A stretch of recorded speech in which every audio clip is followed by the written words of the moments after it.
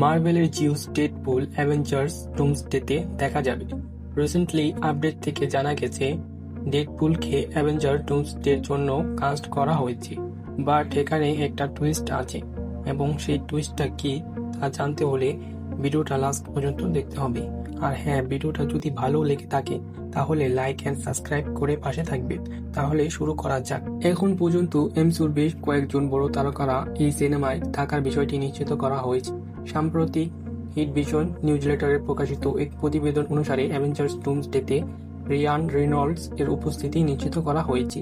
Riyan Reynolds ইনস্টাগ্রামে একটি নতুন পোস্টে তার উপস্থিতি সম্পর্কে টিজ করে এবং তার কয়েকদিন পরেই এই খবরটি আসে। বাট এখানে টুইস্ট হচ্ছে, টিএচআর এর অ্যারন কাউন্স বরিংস কিটের মতে ভক্তদের আশা করা উচিত নয়। সো দেন ডেডপুলকে আমরা অ্যাভেঞ্জার ডুমসডেতে দেখতে পারবো? আনসার হ্যাঁ।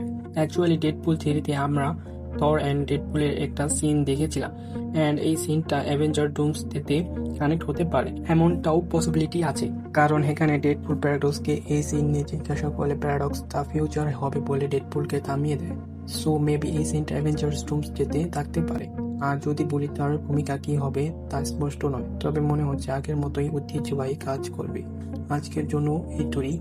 আর হ্যাঁ, অ্যাভেঞ্জার্স ডুমসডেতে তোমার ফেভারিট ক্যারেক্টার কে তা কমেন্টে জানাও।